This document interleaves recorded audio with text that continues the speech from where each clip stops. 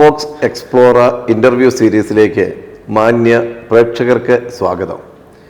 ഇന്നത്തെ നമ്മുടെ വിശിഷ്ട അതിഥിയായി നമ്മോടൊപ്പം പങ്കെടുക്കുന്നത് യുവക്ഷേത്ര കോളേജിലെ 3ാം വർഷ CA വിദ്യാർത്ഥിയായ നിഖിൽ കൃഷ്ണയാണ്.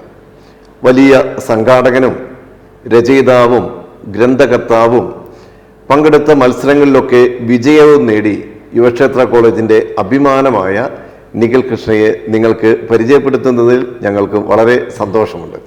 പ്രിയപ്പെട്ട നിഖിൽ, യുവക്ഷേത്ര എക്സ്പ്ലോറയിലേക്ക് സ്വാഗതം. നിഖിലിനെ അനുവാചകർക്ക് വേണ്ടി ഒന്ന് പരിചയപ്പെടുത്താമോ?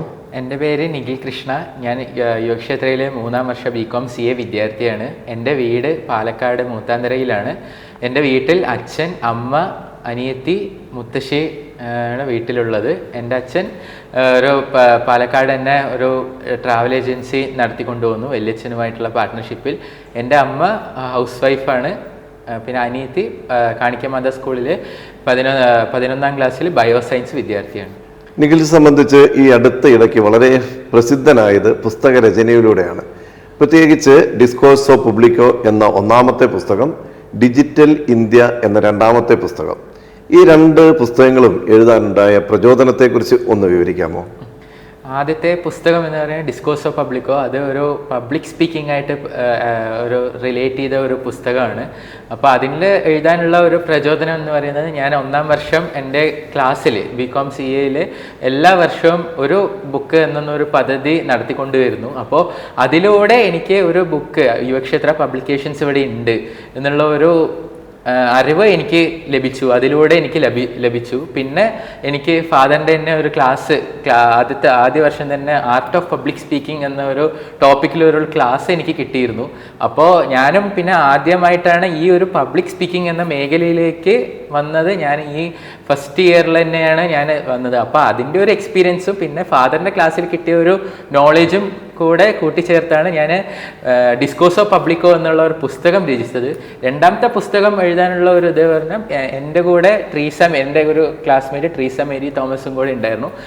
ഡിജിറ്റൽ ഇന്ത്യ എൻ്റെ ഒരു ഹോബി അല്ലെങ്കിൽ എൻ്റെ ഒരു ഇൻട്രസ്റ്റ് എന്ന് പറയുന്നത് ഇന്ത്യനെ കുറിച്ച് അറിയാനും ഇന്ത്യൻ്റെ പല മേഖലകളും പറ്റി ഞാൻ ധാരാളം ഈ റിസർച്ച് പോലെ നടത്തിയിട്ടും പിന്നെ എനിക്ക് ഈ ഇന്ത്യനെ പറ്റി അറിയാൻ നല്ലൊരു ഇൻട്രസ്റ്റ് ഉണ്ട്. അപ്പോൾ ഞാൻ അതിലൂടെ ഈ ഒരു കാലഘട്ടത്തിൽ എല്ലാം ഡിജിറ്റലായിട്ട് വന്നിട്ടുണ്ട്. അപ്പോൾ ഇന്ത്യനെ പറ്റി അറിയാനും ആ ഡിജിറ്റൽ ഇന്ത്യനെ പറ്റി അറിയാനും കൂടിയിട്ടാണ് ഞാൻ അതിനെപ്പറ്റി റിസർച്ച് നടത്തി ഞാനും ട്രീസയും കൂടെ ചേർന്ന് രചിച്ചതാണ് ഡിജിറ്റൽ ഇന്ത്യ ഉള്ള ഒരു പുസ്തകം.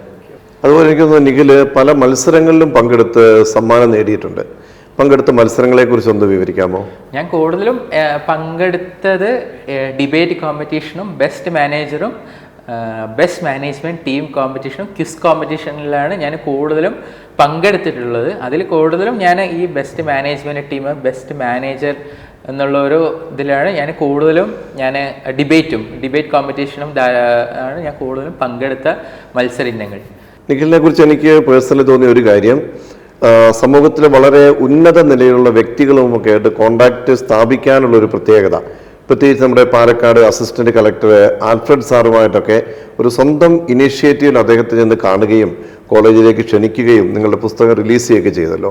അതിൻ്റെ പിന്നിലുള്ള വികാരം എന്താണ്? ഞാൻ യാദൃശ്ചികമായിട്ടാണ് ഞാൻ ആ സാറിനെ ഒരു ഇൻഡിപെൻഡൻസ്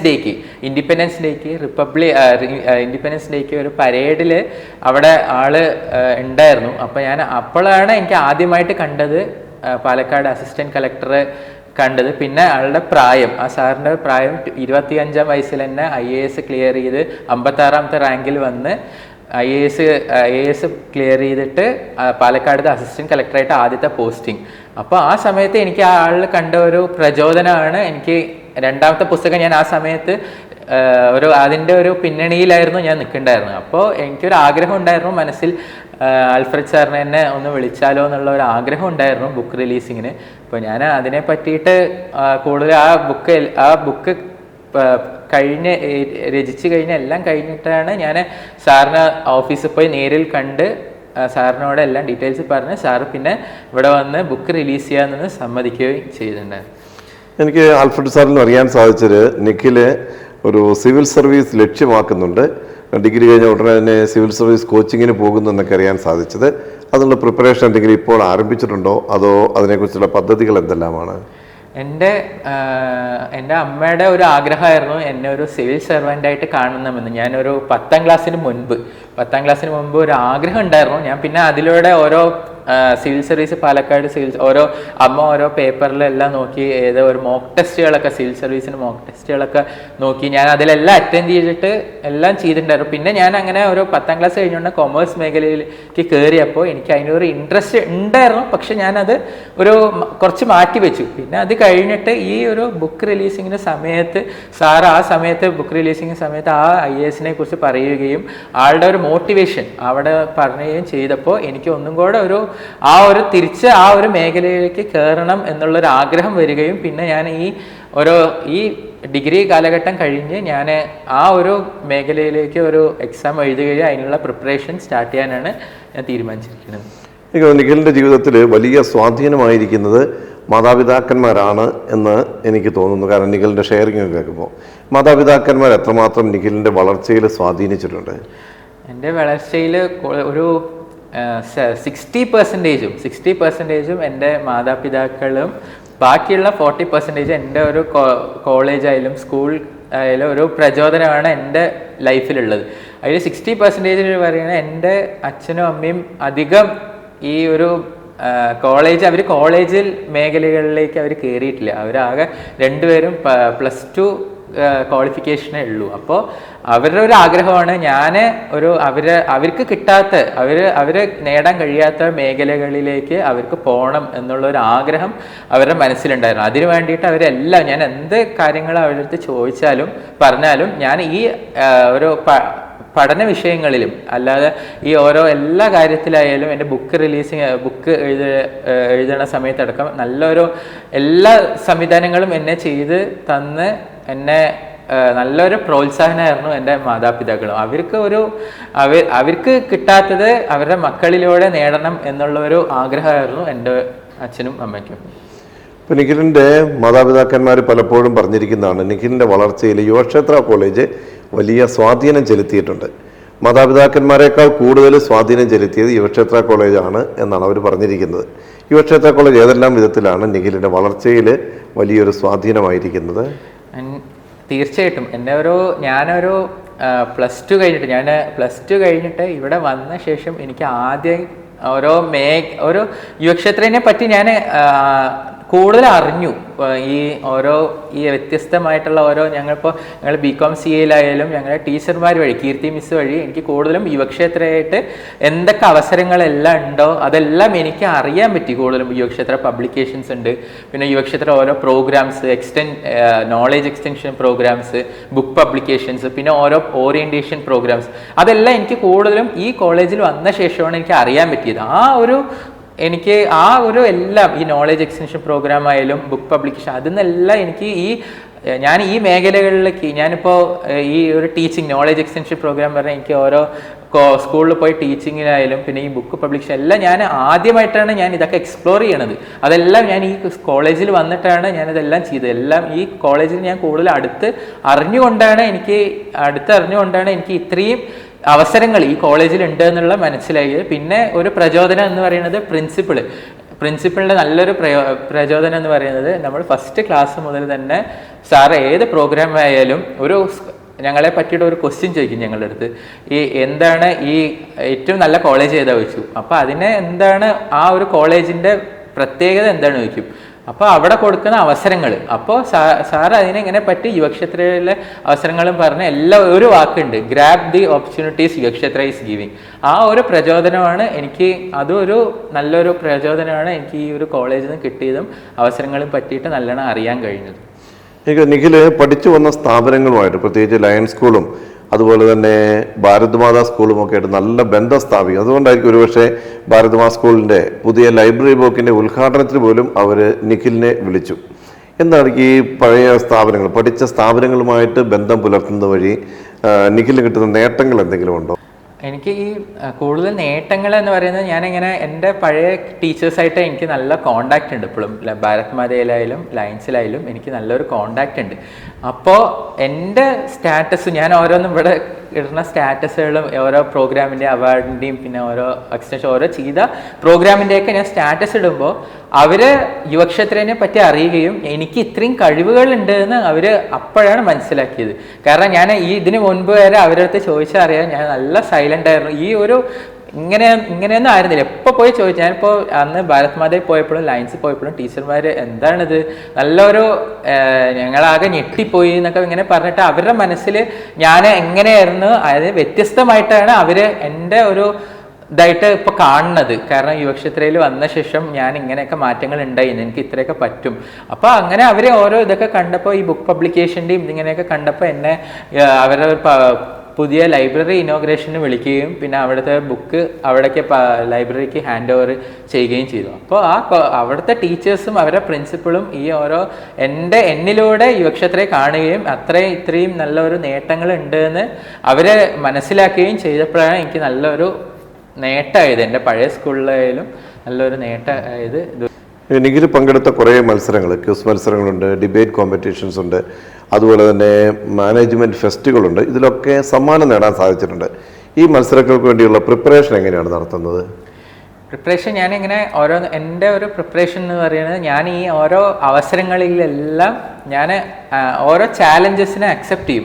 ഇങ്ങനെ എനിക്ക് ഇത് പറ്റില്ല തോന്നുന്നത് ഞാൻ അവിടെ പോയിട്ട് അതിനെപ്പറ്റി പഠിക്കുകയും അതിനെ കൂടുതൽ അറിയുകയും ചെയ്യും. ഞാൻ ഈ ഫസ്റ്റ് ഇയറിൽ തന്നെ കൂടുതലും 2-3 മാനേജ്മെൻറ്റ് ഫെസ്റ്റുകളിലൊക്കെ പോയിട്ടുണ്ടായിരുന്നു. അപ്പോൾ എനിക്ക് അധികം പ്രൈസ് ഞാൻ ഏറ്റവും കൂടുതൽ എക്സ്പീരിയൻസ് ചെയ്ത് എനിക്ക് സേക്രഡ് ആർട്സിലുള്ള ഒരു മാനേജ്മെൻറ്റ് ഫെസ്റ്റിന് പോയപ്പോഴാണ് എനിക്ക് ഇതിനെപ്പറ്റി കൂടുതൽ അറിയുകയും ഇങ്ങനെ എല്ലാം ചെയ്ത് കഴിഞ്ഞാൽ. അപ്പോൾ ഞാൻ ഓരോ പ്രോഗ്രാംസും പാർട്ടിസിപ്പേറ്റ് ചെയ്തിട്ടാണ് എനിക്ക് ഇതിനെ പറ്റിയിട്ടുള്ള കൂടുതൽ അറിവുകൾ നേടുകയും പിന്നെ സെക്കൻഡ് ഇയർ തേർഡ് ഇയർ കാലഘട്ടങ്ങളിൽ ഞാൻ കൂടുതലും പാർട്ടിസിപ്പേറ്റ് ചെയ്ത management festival, debate, best management ടീമിനെ എല്ലാത്തിലും പ്രൈസ് ലഭിക്കുകയും അതാണ് എൻ്റെ ഒരു ഇത്. ഞാൻ ഫസ്റ്റ് ഇയറിൽ കിട്ടിയ എല്ലാ ഓപ്പർച്യൂണിറ്റീസും ഞാൻ അങ്ങനെ പഠിച്ചു. ആ ചാലഞ്ചസൊക്കെ അക്സെപ്റ്റ് ചെയ്തിട്ടാണ് എനിക്ക് ഈ ഒരു ഇതിലേക്ക് നല്ലൊരു കഴിവ് തെളിയിക്കാൻ പറ്റിയത്. എനിക്ക് തോന്നുന്നു ഞാനിവിടെ യുവക്ഷേത്ര കോളേജ് കഴിഞ്ഞ 8 വർഷമായിട്ട് വൈസ് പ്രിൻസിപ്പളാണ്. ഒരു ഡിഗ്രി കാലഘട്ടത്തിൽ തന്നെ പുസ്തക രചന നടത്തുന്നത് വളരെ ചുരുക്കമാണ്. ഇപ്പോൾ തന്നെ നിഖിൽ 2 പുസ്തകങ്ങൾ പ്രസിദ്ധീകരിച്ചു കഴിഞ്ഞു. ഇനി ഭാവിയിൽ ഏതെങ്കിലും പുസ്തകം രചിക്കുന്നതിനെ കുറിച്ചൊക്കെ പ്ലാൻ ചെയ്തിട്ടുണ്ടോ? എനിക്ക് ഒരു ആഗ്രഹം ഉണ്ടായിരുന്നു.